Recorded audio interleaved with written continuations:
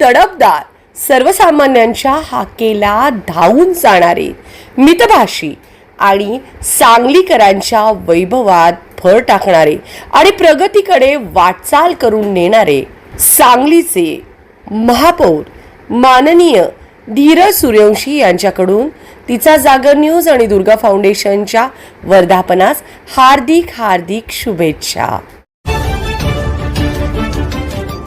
ताज्या बातम्यांसाठी पाहत रहा तिचा जागर न्यूज.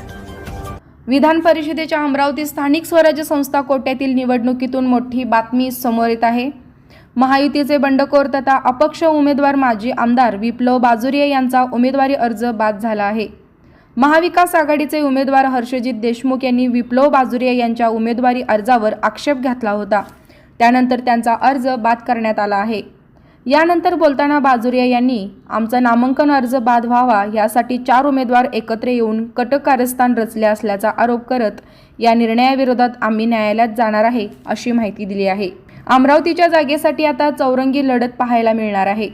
या निवडणुकीत महाविकास आघाडीचे उमेदवार हर्षजित देशमुख, महायुतीचे उमेदवार प्रवीण पोटे पाटील, वंचित बहुजन आघाडीचे उमेदवार निलेश विश्वकर्मा आणि प्रशांत महल्ले या 4 उमेदवारांचे उमेदवारी अर्ज कायम आहेत.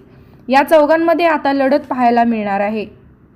सोलापूर विधान परिषदेच्या निवडणुकीसाठी सज्ज असलेल्या काँग्रेसच्या उमेदवाराचा अर्ज बाद झाला आहे. येथे काँग्रेसने आदित्य फत्तेपूरकर यांना उमेदवारी दिली होती, परंतु त्यांच्या उमेदवारी अर्ज आता बाद झाला आहे. काँग्रेसचे सूचक नागेश भोसले यांची सही बोगस असल्याचे अर्ज पडताळणीत स्पष्ट केले.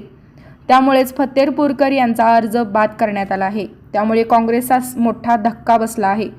फत्तेपूरकर यांचा उमेदवारी अर्ज बाद झाल्यानंतर काँग्रेसचे पक्षाचे कार्यकर्ते चांगलेच आक्रमक झाले. काँग्रेसच्या कार्यकर्त्यांनी जिल्हाधिकारी कार्यालयाबाहेर जोरदार घोषणाबाजी केली आहे. ब्युरो रिपोर्ट तिचा जागर न्यूज.